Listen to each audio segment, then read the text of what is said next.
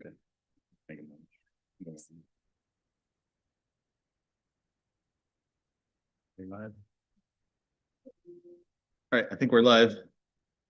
Are you gonna lead off, I guess? Sure. Okay, so welcome everyone to the November 6th, 2025 Alternative Compliance Review Board meeting. I think we're live. Just lead off, I don't have everything. So the sorry. All right, Okay, good then. just a quick reminder for everyone before we begin, you have microphones in front of you. If it's red, it's off. If hit the button to turn it green, if you could please use those, it does amplify for purposes of the recording. So it might not elevate your voice in here, but it is necessary for those online. So thank you for doing that. I think if we could start by board members just saying their names, introducing themselves, and then we will need to figure out whether you're a regular board member or an alternate board member, because we will need 5 board members to preside for each hearing. I would suggest for the alternate, since there's 2 items on the agenda, that one could sit for one and one could sit for the other. So we can start with you. William Spencer McNabb, alternate board member. Tamara Schamberger, regular board. Melvin Sigu, regular board member. Judson Stringfellow, regular board member. Ethan Garner, regular board member. Kent Main, regular board member. Okay, well, we have 5 then. And then if staff could go around and introduce themselves. I'm Teree Hagler-Gray. I'm the attorney for the staff. Solomon Fortune, City of Charlotte zoning administrator. Charlotte Kuskavir, City of Charlotte urban design representative. Crystal Monsegur, planner. Kamisha Lampley, associate planner. And John Kinley, senior project manager. I don't remember what my title is. Jill Sanchez Myers, senior assistant city attorney. I'm Paige Inman, assistant city attorney and advisor to the board. And this is our court reporter. I'm Elizabeth Majors. All right, so first item on the operational agenda is an election of officers. The board will need to elect a chair and a vice chair. So I would suggest that if anyone is interested in being chair or vice chair, that they indicate as such and any information you think is relevant to that.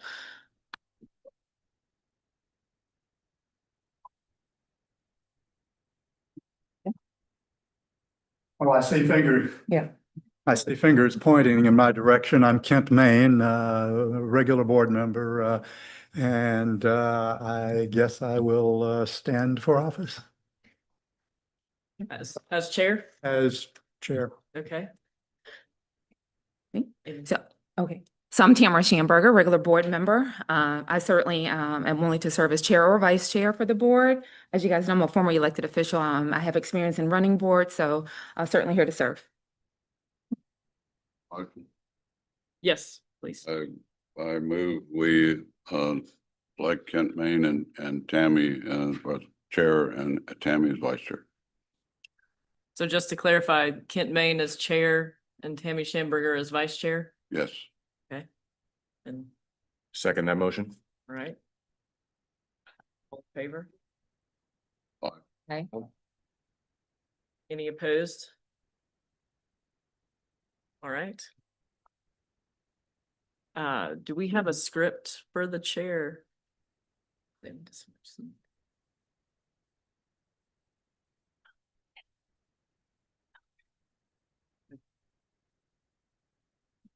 Here.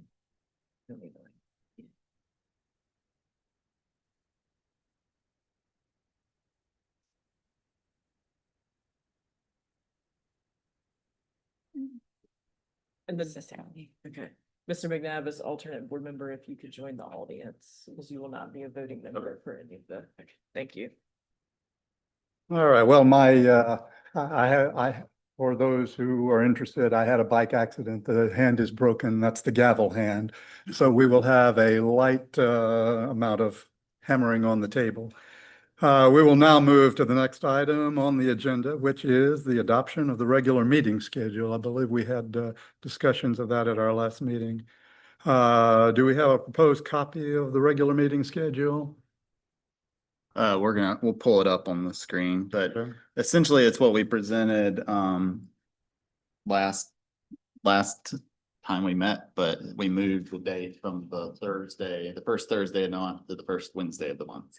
And to be clear, we're going to stay with Thursday for December if that happens. Well, then we didn't end up with any applications submitted, so we will not, as far as I know, not have a December meeting because it would only be to adopt the minutes. So unless you guys feel like you want to have a meeting in December, which, staff preference probably would not to have one. I would say we would just postpone adoption of minutes for this meeting until the January meeting. But I think our plan was to go ahead and move the December meeting to the first Wednesday as well. This was the only meeting we were going to keep on Thursday. All right, so the proposed meeting schedule then would be to shift to the first Wednesday of every month in the starting in December if we have it, and then move to that through 2026. Is that correct? Yep. Do we want that motion to, should we defer the December meeting at this point also? Give me just a second, get that pulled up. I think it's already reflected on the schedule that we've drafted. Where did I put it?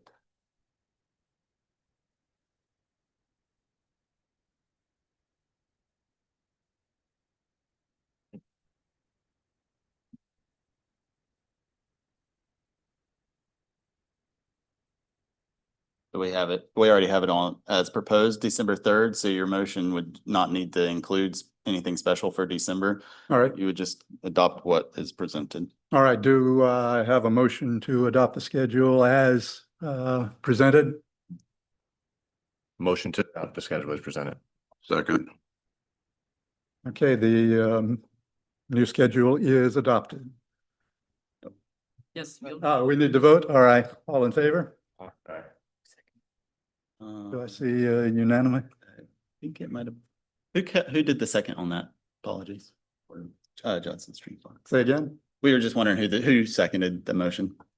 We'll email you out the schedule. Now that it's been adopted, we'll email that out to everybody so that you all have a copy. And it'll also be posted on the website.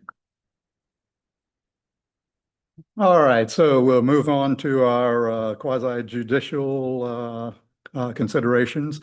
This is a new board. This is our first case. I see this is number 2. Don't know what happened to number 1.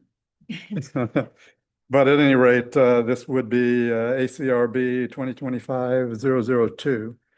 Each of today's hearings is a quasi judicial evidentiary hearing.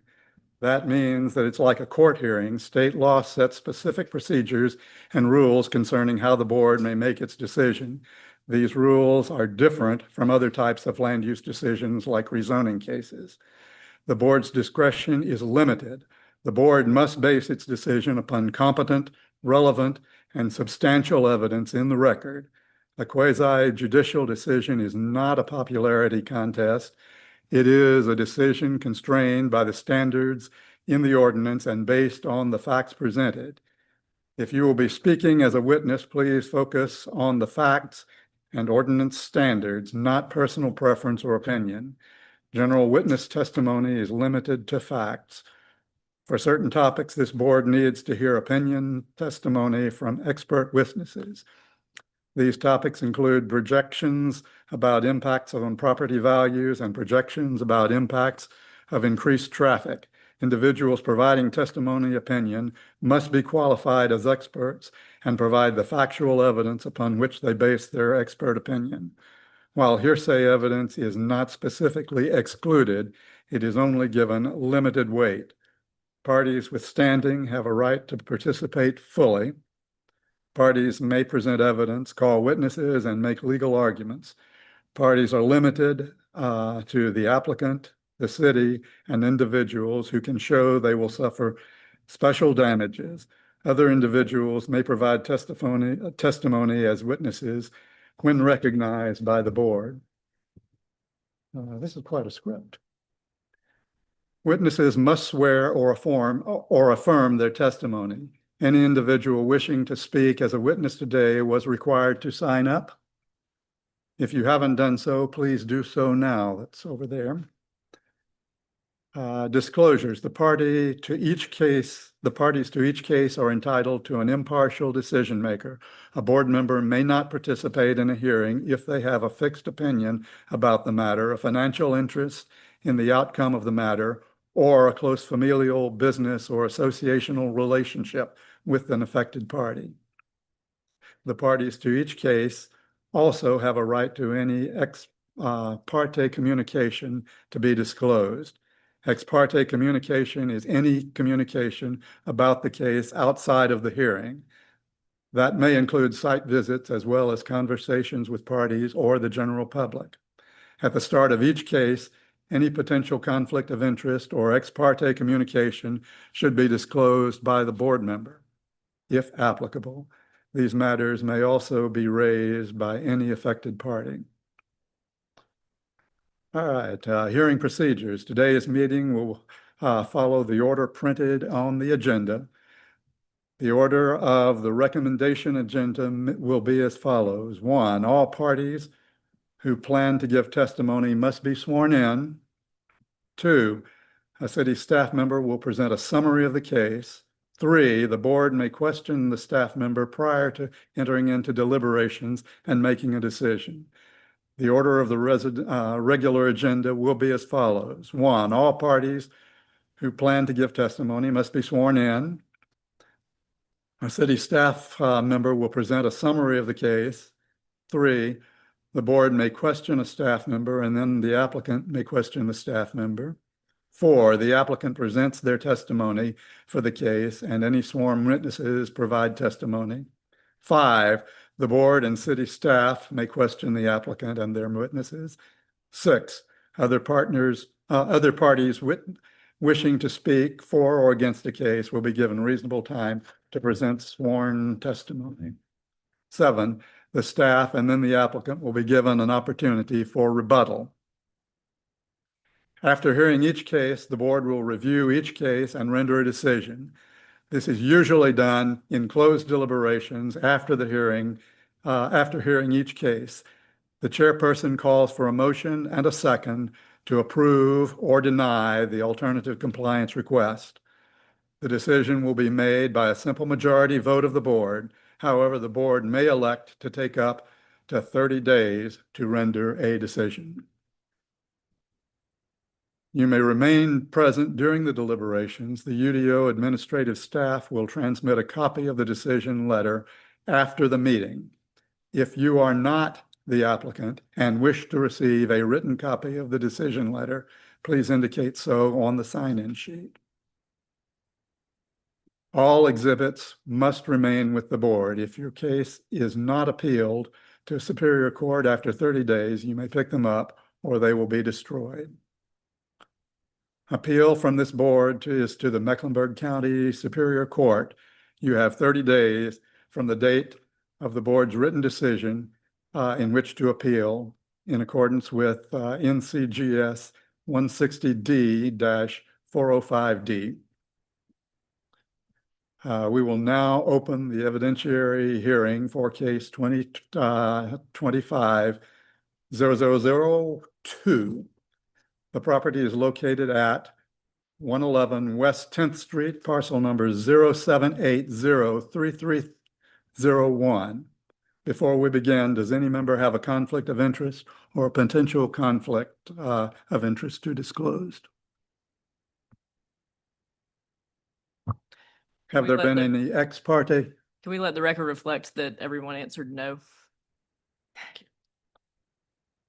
Have there been any ex parte communications or site visits that need to be disclosed? No. I hear all no's. If there is a recusal, if a party raises an objection, we can skip those, I guess. At this time, I will administer the oath to all individuals who intend to provide witness testimony. Will the staff and any members of the audience wishing to speak come to the front of the room? So, Mr. Maine, what we typically will do probably going forth is when stuff is on the agenda, on the recommendation agenda, that is typically between staff. And then ultimately, if you're going to ask questions of any of the applicants, we then need to make a motion and move it to the regular agenda. So that way the applicant has the right to speak. So typically what we'll do, if it's just on the recommendation agenda, we just swear in staff. All right, so we're going to just swear in staff at the moment. Is that right? And we have three, we'll have four such folks. Three of us.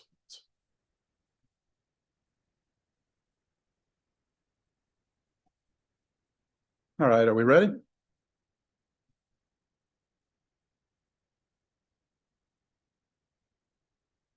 All right, must we put our hands in the air? Do you solemnly swear or affirm that the evidence you shall give to the board in this action shall be the truth, the whole truth, and nothing but the truth? So help you God? Good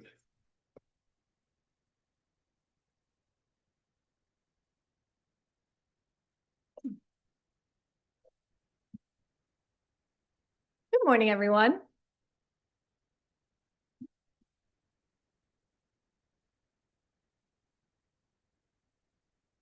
So our first case today, as Kent mentioned, is ACRB 2025-00002. Our applicant is the Harris Development Partners. Agent is Fuller Ramsey. Address is 111 West 10th Street. The zoning is UC. We've got our parcel ID there. And what this development is requesting is alternative design from Article 12.3E, transparency, specifically Table 12.4. And this is to reduce the minimum ground floor transparency for non-residential and mixed-use development fronting Tryon Street. So taking that down from 80% to 40% transparency. 10th Street from 60 to 44%. And then 9th Street from 60 to 56%.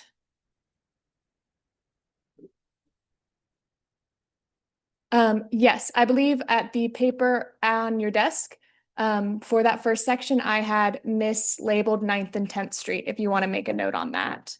But it's correct later in the document. So I was doing some quick changes up here this morning. Our first exhibit for this second case is exhibit number 1. It is a vicinity map. So that red star on North Tryon Street is the property in question. So you can see it is within the I-277 loop. Our second exhibit for this case is a 2024 aerial. The property in question is circled in yellow.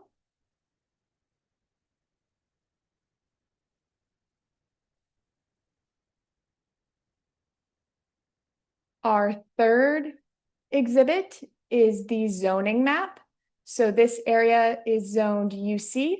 It is adjacent to a UMUD property.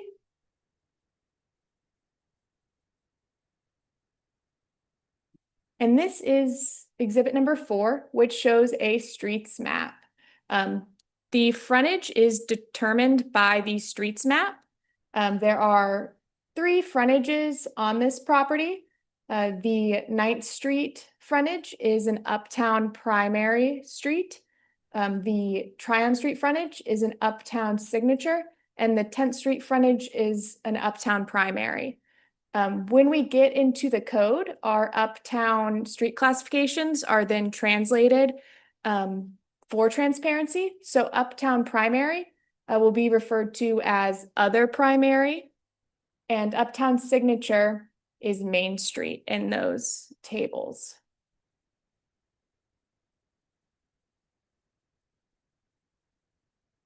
So what are they requesting on this site? As mentioned on our first slide, this is Exhibit 5, outlining the request and the existing standards. So asking for alternative design to take Tryon Street from 80% to 40% transparency on the ground floor, 10th Street from 60 to 44% transparency on the ground floor, and 9th Street from 60 to 56% transparency on the ground floor. And then you can see we've got the language from the UDO up here and the table 12.4 that was referenced previously, showing that Main Street designation and the other primary designation.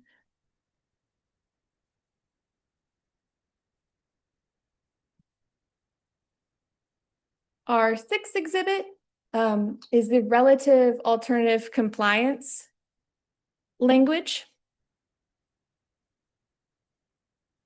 The general criteria for alternative compliance review is that the following are criteria to apply to all alternative compliance requests, and all criteria must be met for each request. The first general criteria is that alternative compliance for an applicable standard shall be reviewed to be determined that the alternative compliance meets or exceeds the applicable review criteria. The second is that the alternative compliance proposal for a standard shall be consistent with the intent of the applicable zoning district and the intent of the specific standard. So in this case, we are talking about the UC zoning district and the transparency standard. Number 3 is the fact that the property could be utilized more profitably or conveniently with alternative compliance than without. Should not be considered as grounds for granting the alternative compliance approval. There are dimensional specific standards. So when we are looking at transparency specifically, the alternative compliance should make sure that the design meets and maintains the intent of the original standard and purpose of the zoning district. The design should maintain pedestrian safety and walkability. And then when alternative compliance is applied specifically for transparency, the building design includes elements that facilitate the enhancement of a ground floor pedestrian-oriented environment. Exhibit 7 shows the proposed site plan for this property. As you can see, the main customer vehicular entrance is off the alley that's accessed by 9th and 10th Street. But there is specific loading access on Tryon that is going to be reduced just for when needed for operations. So that is so a larger truck can come in and get out of there. They've also said that they will hold this to a retail or grocery use. So that is another thing to keep in mind here when it comes to transparency standards. There's a lot of back of house needs that we've heard about in this case. On Tryon Street, they have agreed to utilize our upcoming furniture package on Tryon Street. So you can see the benches, bike racks, and specific trash cans that will come through in the land development process. They have added outdoor seating on 9th and 10th Street. What does someone want me to do? The pointer? Yeah. Hey guys, this is much better. Okay, so we've got our bike racks, our benches, and our trash right there and there.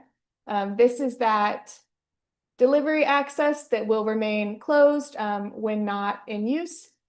Here is the alley and access for customer vehicles. On 9th Street, we've got the outdoor seating area to liven the street and increase the pedestrian experience. We've got the same over here on 10th Street and a little bit on Tryon as well.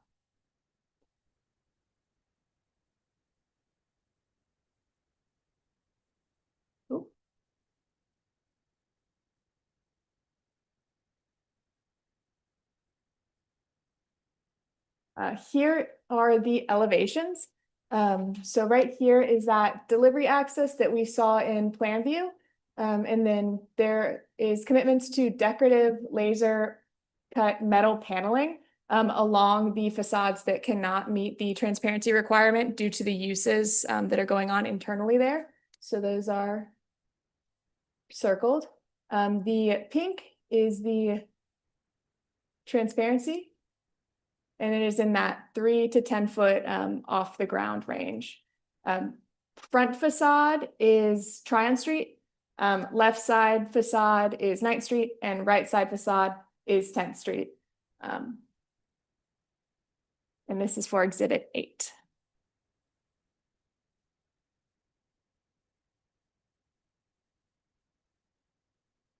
So thinking back to that criteria that we went over earlier in this presentation, Exhibit 9 outlines how this alternative design meets that criteria. So with the need to meet and maintain the intent of the original standard and the purpose of the zoning district, this applicant has agreed that to use the alternative design compliance, it's only going to be applicable for a retail use, grocery store, and then integrated ground floor uses permitted in that UC district. To facilitate the enhancement of a ground floor pedestrian-oriented environment, the applicant has agreed to provide outdoor seating activity areas, and that's going to be at least 130 square feet on Tryon, 250 square feet for 9th, and 160 square feet for 10th. They will utilize decorative laser cut metal paneling added to address the blank wall condition in that 3 to 10 foot from grade condition on Tryon Street. And they will provide and install site furnishings in the amenity zone on Tryon Street, generally as depicted on the site plan. Site furnishings include at least 2 benches, 2 trash cans, and 4 bike racks of the same manufacturer, model, and color as specified by the City of Charlotte to create a uniform look with the other blocks of Tryon Street. The applicant has agreed to maintain pedestrian safety and walkability by restricting vehicular access to the parking deck to that alley between 9th and 10th Street. And if included in final design, the overhead coiling door on Tryon Street must be reserved for delivery access only, be recessed at least 23 feet from the front of the facade, and remain closed when it does not need to be open for operational purposes.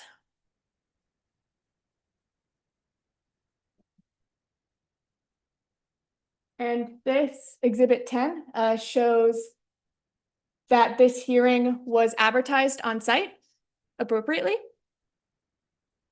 And that is the end of this presentation.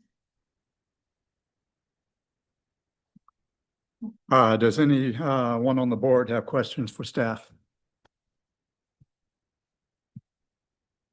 Just for the board's awareness too, in terms of recommendation items, these are generally ones that staff and applicants have agreed upon. So if anyone on the board is feeling like they need more information, I mean, you don't necessarily have to agree. We would need to take the item off of the recommendation agenda and allow the applicant an opportunity to respond to any questions that you have and present their case. So that's just for your information. But if you have any questions for staff at this time. So anyone with a question?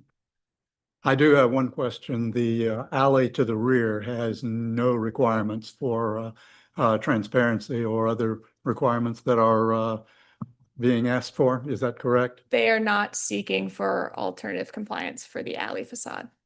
And so presumably that is in compliance with whatever with the regulations. It will need to be. Did I understand you to say that on one side, part of the area that was proposed not to have the windows was for HVAC or mechanical equipment or something like that? This is a grocery use. So there is fridges and freezers, as well as like storage of products that haven't gone on the shelf yet. And then, like your manager's office, things like that impact the facade.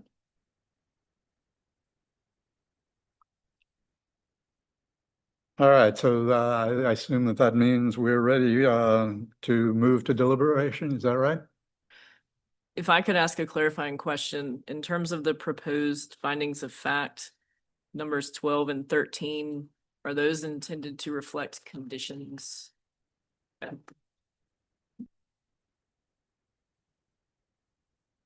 Yes, and 11.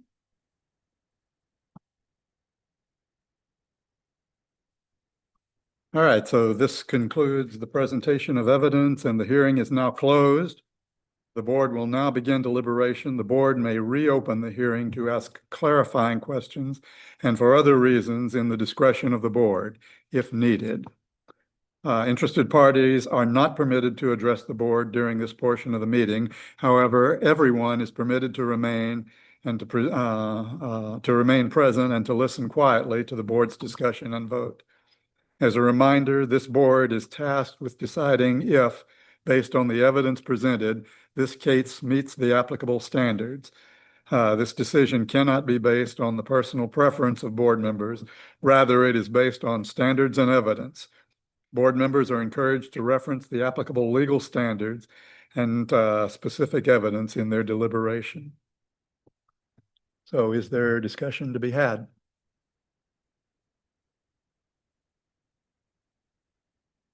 So in reading the ordinance, it says that the intent of the transparency standards are to facilitate the enhancement of a pedestrian-oriented environment. It seems to me that, like many ordinance items, not just UDO in Charlotte, but otherwhere, that there's good intent when they're passed, but sometimes they can be too rigid as to not be reasonable. If we're just simply trying to facilitate the enhancement of a pedestrian-oriented environment and also accommodate the ability for trucks to come and go safely, it seems to me that the decorative elements and the outdoor seating and activity areas and so forth would certainly facilitate the enhancement of a pedestrian-oriented environment. And that's my initial comment by looking at what was presented in staff's analysis. Any further comments? Discussion? Questions? I would just say that in particular, given the uses proposed, that they in and of themselves are encouraging of pedestrian activity, that certainly justifies, in my mind, this proposal. Is there a motion to approve with conditions, or deny the alternative compliance request?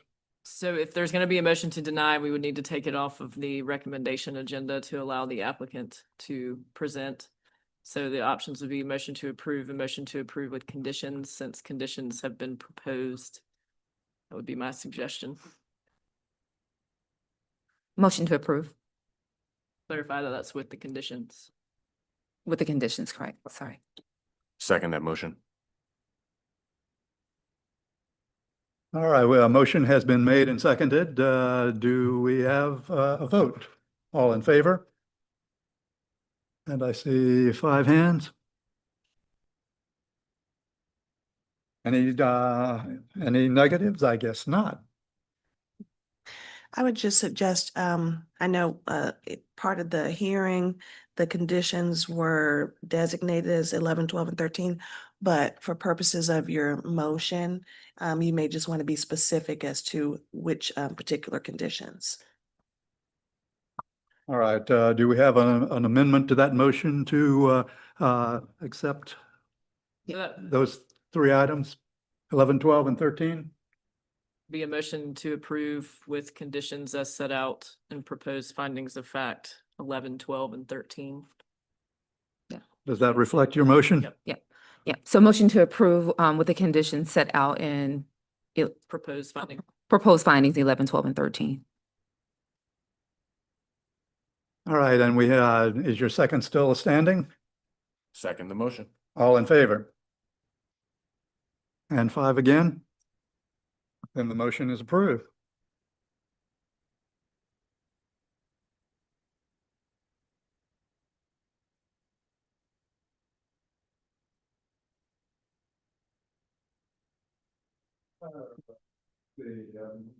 Where we are, my little script is. Next, yep, next would be, there needs to be review and a motion regarding the proposed findings of fact and conclusions of law.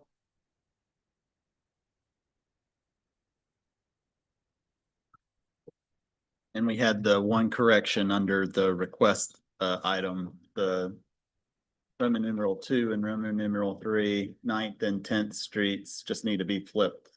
So 10th should go with Roman numeral 2, 9th should go with Roman numeral 3. And that's what we discussed earlier, Yep. and it is reflected in other places within the same document.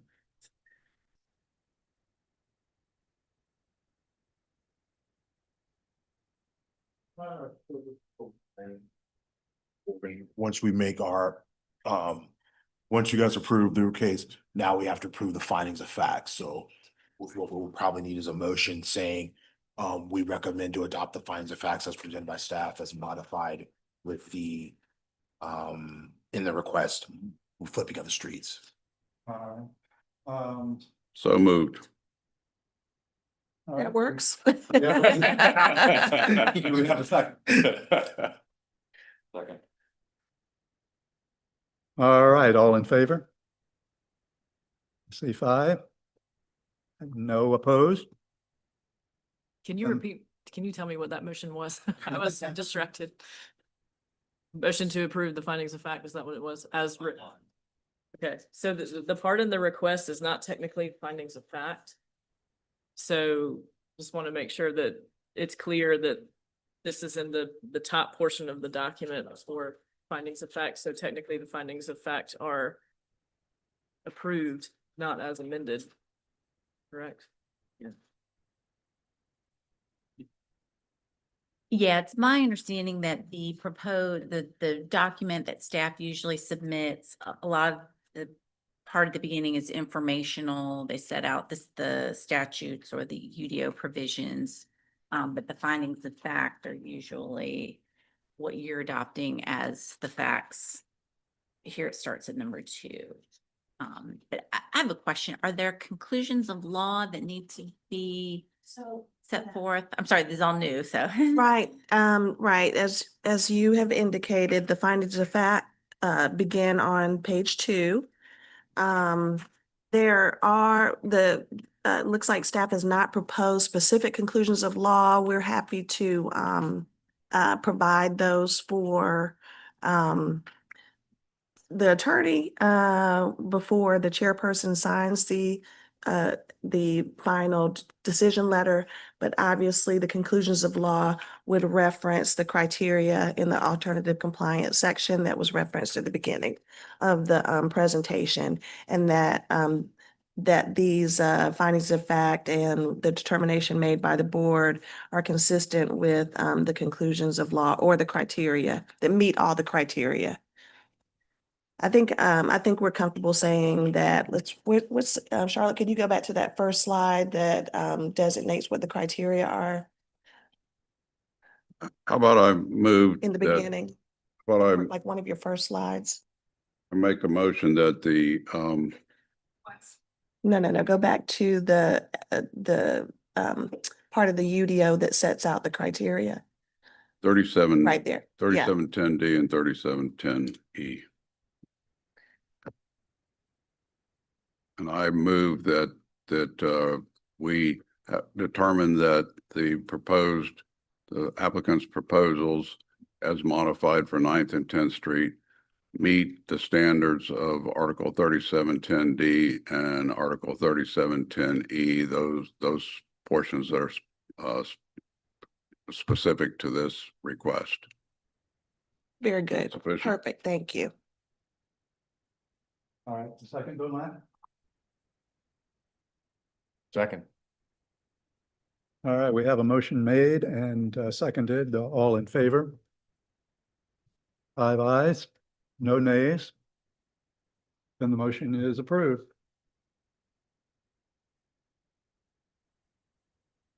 All right, this board's decision, a written decision will be provided to the applicant and other parties with a right to such notice. Thank you to everyone who attended the hearing regarding this case. We welcome you to stay for other items on the agenda. If you are leaving, please do so quietly.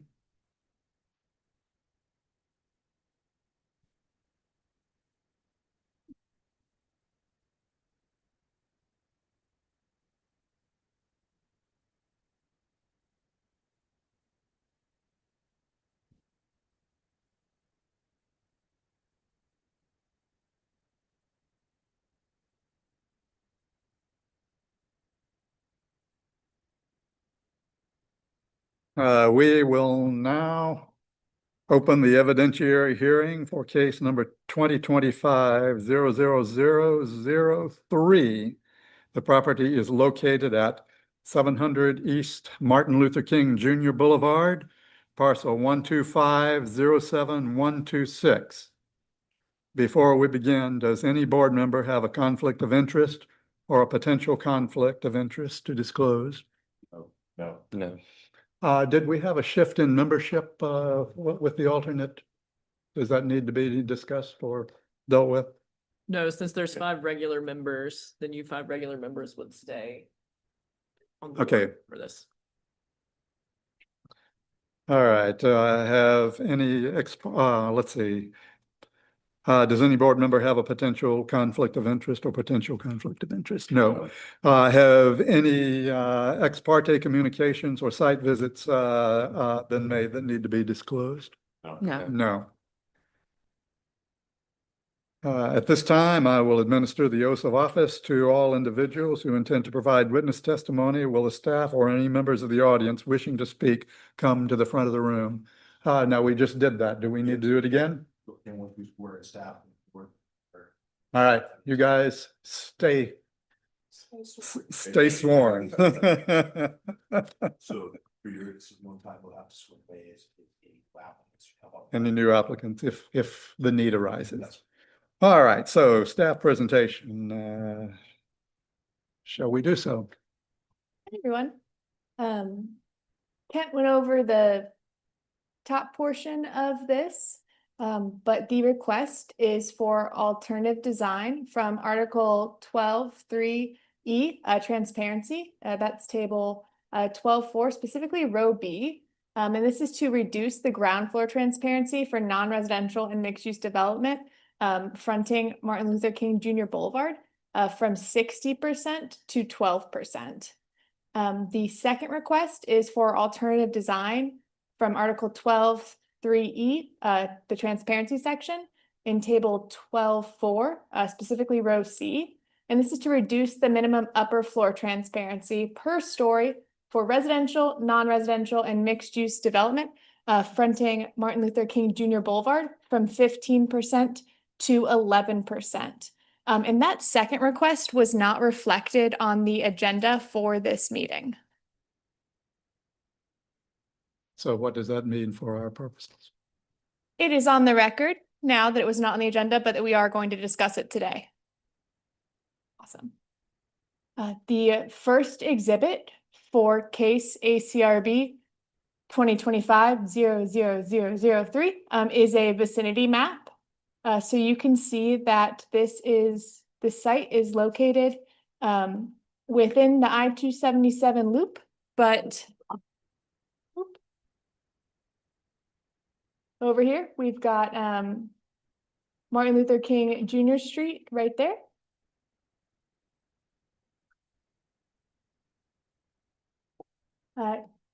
The second exhibit shows a 2024 aerial map of the site. So this site has frontage on Brooklyn Village Avenue and Martin Luther King Jr. Boulevard, but the alternative compliance request is only for Martin Luther King Jr. Boulevard. So that's what you're going to hear a lot of today. This area is part of a larger parcel that has an educational use on the northern half of the parcel. But the only area coming up for alternative compliance is highlighted in yellow. It is that southern portion of the site.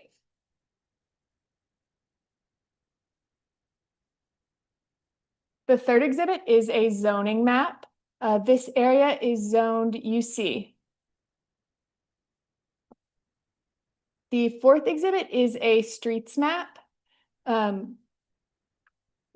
Martin Luther King Jr. frontage that we're going to be talking about today is an uptown primary street, which, as I mentioned earlier, gets translated in our UDO to other primary when it comes to street designation for the transparency requirements.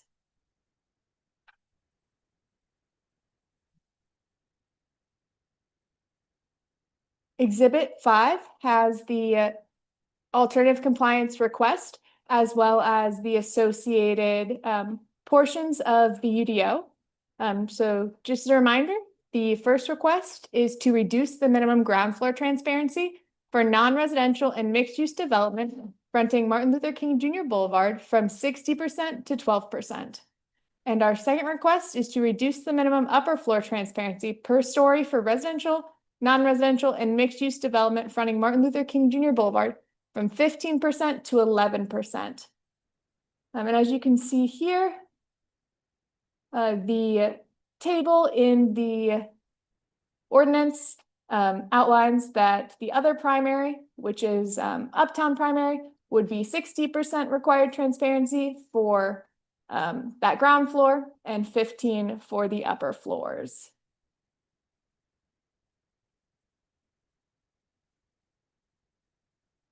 As a reminder, this is the alternative compliance criteria specific or relevant to this case. For the general criteria for alternative compliance review, alternative compliance for an applicable standard shall be reviewed to be determined that the alternative compliance meets or exceeds the applicable review criteria. Secondly, the alternative compliance proposal for a standard shall be consistent with the intent of the applicable zoning district, UC in this case, and the intent of the specific standard, transparency for the ground and upper floors in this case. 3, the fact that the property could be utilized more profitably or conveniently with alternative compliance than without alternative compliance shall not be considered as grounds for granting alternative compliance approval. For the dimensional standards specific criteria for alternative compliance review, the first is that design meets and maintains the intent of the original standard and the purpose of the zoning district. The second is that the design maintains pedestrian safety and walkability.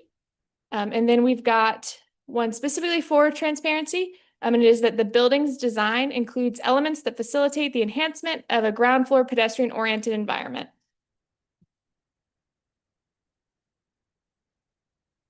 The 7th exhibit for this case is the proposed site plan. So as I mentioned, what we are talking about focuses on Martin Luther King Jr. Boulevard. This interior use is like auditorium theater use, which is why the transparency is not able to be met effectively. To remedy this, they have agreed to having 2 accessible seating areas, as well as a pedestrian plaza and a seat wall on that frontage. And they are keeping 2 street trees to help with the walkability in the area. On the elevation here, there is commitment to at least 515 square feet of artwork that is in between, that will be located in between that 3 and 10 foot from grade spot on the first floor, which is where transparency is calculated. For the upper floors, there's a commitment to spandrel glass window openings.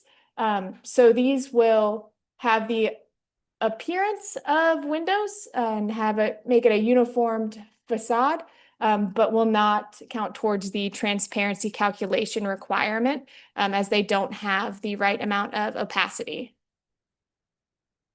We've got the seat wall and plaza over here. And then the accessible bench seating is not shown on this elevation, but this would be the general area as seen on the site plan.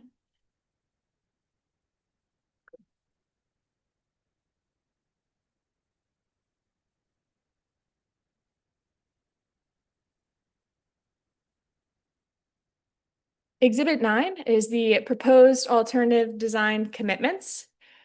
In order to ensure the design meets and maintains the intent of the original standard and the purpose of the zoning district, the applicant has agreed to utilize the Sprandl glass window openings on the upper floors in locations where interior uses are incompatible with transparent windows. This glass does not count towards the minimum transparency calculations, but utilizing it in window openings will create a uniform look across the facade and the illusion of upper floor transparency. On the Martin Luther King Jr. Boulevard facade, the applicant commits to 210 feet on the second floor, or 7.6%. Same with the third floor. And then on the fourth floor, a minimum of 63 square feet, or 5.7% of that floor. To facilitate the enhancement of a ground floor pedestrian-oriented environment, the applicant has agreed to provide street furniture along Martin Luther King Jr. Boulevard as generally depicted on the site plan. This includes 2 bench seating areas designed to meet accessibility standards and enhanced with supplemental plantings, and a pedestrian plaza incorporating an integrated seat wall, providing a minimum of 40 feet of seating. The applicant has also agreed to utilize at least 516 square feet of artwork to address the blank wall condition between the 3 and 10 feet from grade on Martin Luther King Jr. Boulevard, generally as depicted on the elevation.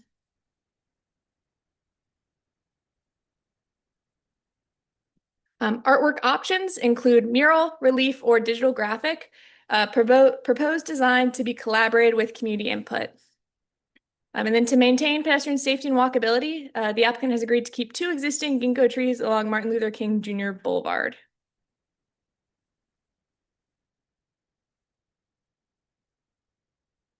Here is a site photo showing that the case was advertised on site. That is the end of, and that is exhibit number 10. And this is the end of the staff presentation. I'd just like to note that the agenda says that this was an application for alternative compliance for 12.3.d, but it's actually for 12.3.e. That's correct.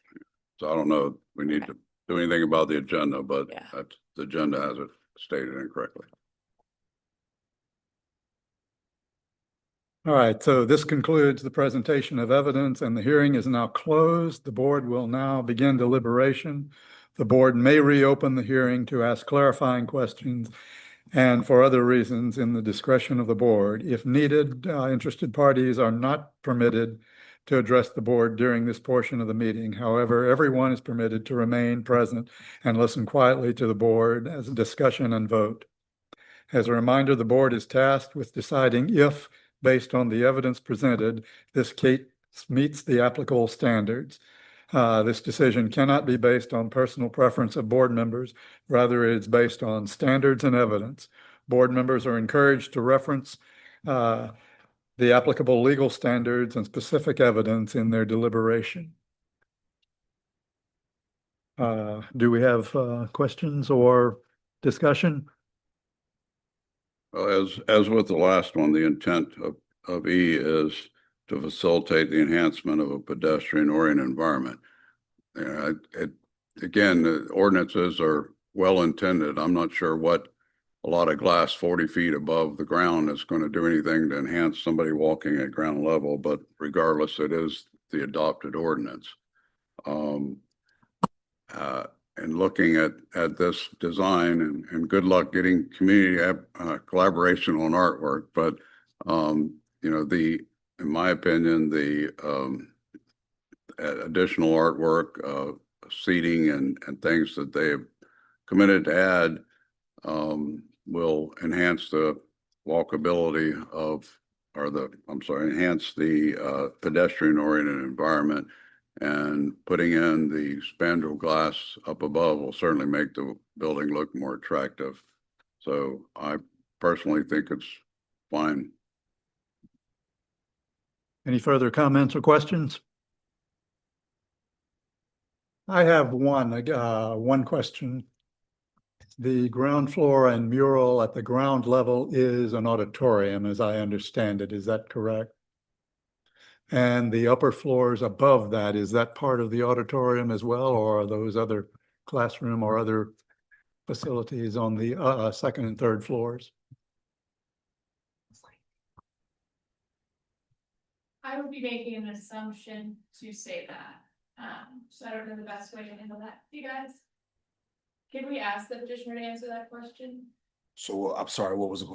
My question was, what are the upper floors? Is that part of the auditorium, rising that height? Or are those other, what are the facilities? It typically would be the auditorium. So when you are, those are the upper floors, because as you know, when the auditoriums, you've got that the taller ceiling. And so typically what happens is, if you think about it, it would be like this giant empty room, and you really putting windows up there really would do no. And and obviously in auditoriums, you're trying to keep it dark when you're giving performances, so we wouldn't gain anything by putting Right. actual windows in there. The building just looks as though there may be, I don't know, classrooms or something else on offices along those upper floors. Zoom in here and get you that answer. I think it's the type of glass too. Mhm. They were not in a hurry.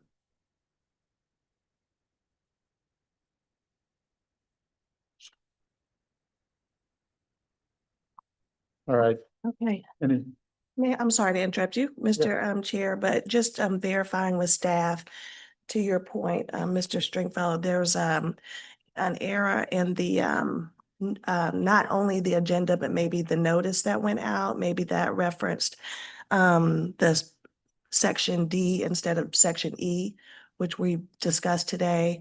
So I'm looking at counsel for the board, but I think we probably need to make sure it's properly noticed before you make a decision on this case. Agreed. so at the beginning of that we need to postpone a decision until notice goes out? So that means we've got to, we'll have to talk to the applicant, but unfortunately, that means we're gonna have to meet in December to discuss this, because What about the notice that was posted on the site? Did it specify exactly what the? no, the notice on the side is just, it's kind of like we just put a sign referencing our number to call, but obviously the one where we mail, because I guess to say a citizen could say, I'm in opposition The of pro- that, and they haven't been given their. Well, the wording on this says alternative compliance from UDO 12.3.d to reduce the ground floor transparency and propose alternative design, which is in fact what E does. So, a simple typo like that, having followed with clarification words, wouldn't that indicate what they're actually trying to do as opposed to just a typo of D and E? So we don't have to stall this off. Well, the provisions of the ordinance require that notice be mailed, and the notice that is mailed requires a description of the alternative compliance being requested. So a typo is something I think that does need to be addressed to ensure that everybody has the proper notice. It would be my recommendation that this matter be continued to address that in the event there's any issue. Well, I hate to be the reason that was brought up.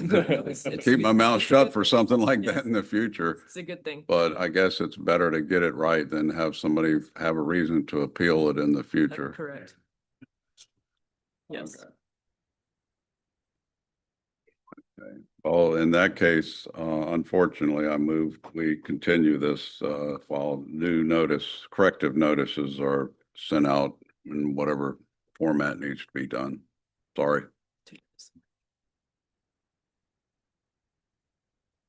All right, do we have a motion on the floor, or do we have a second to that? Can we clarify that's to the next meeting? Would be the December 3rd meeting. December 3rd, yes. You second. All right. Second, the motion to continue until December 3rd. All right, a motion has been made and seconded. Do we have a vote? All in favor? I see 5 hands and no negatives. The motion is carried and the item is continued until our next meeting, which would be in December on the first Wednesday of the month. My apologies for that. I'm sorry. All right, the board's written decision, I guess we won't have a decision sent out. We will be continuing it. Thank you for everyone who has attended the hearing.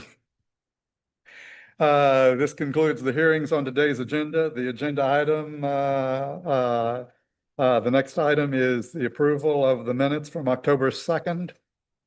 Has everyone had a chance to read through those? Do I have a motion to approve?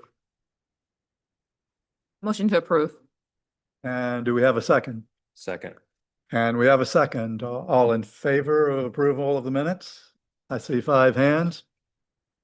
And so the minutes are approved.